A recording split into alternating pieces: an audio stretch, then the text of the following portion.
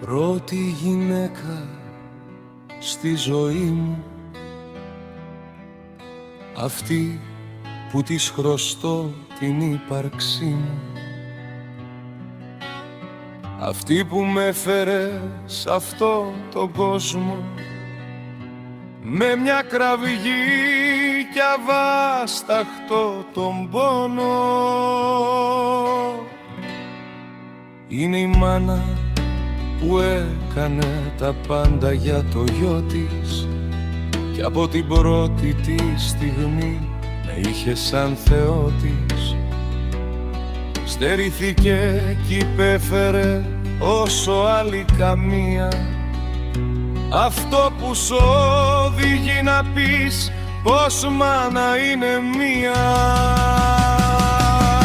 Η δεύτερη γυναίκα μου έκλεψε την καρδιά μου και όταν με αγκάλιασε μου δώσε τα φτερά μου.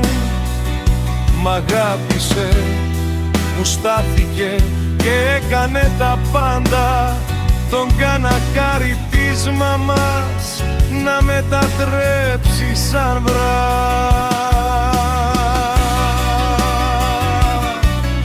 Η αγάπη όταν έρχεται το ένασμα σου δίνει για να βρεθείς να χάνεσαι στου έρωτα τη δίνει.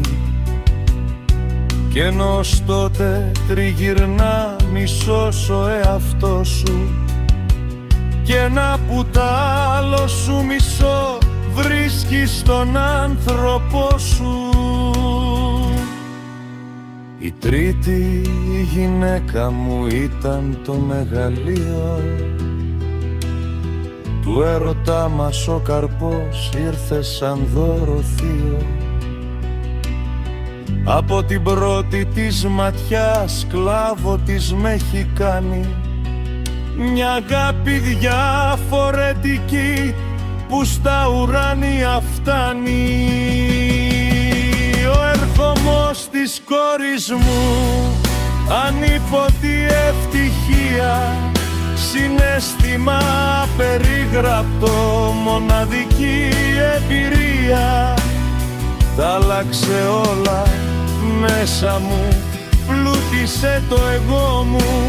Στην ύπαρξή της γνώρισα τον θηλυκό εαυτό μου.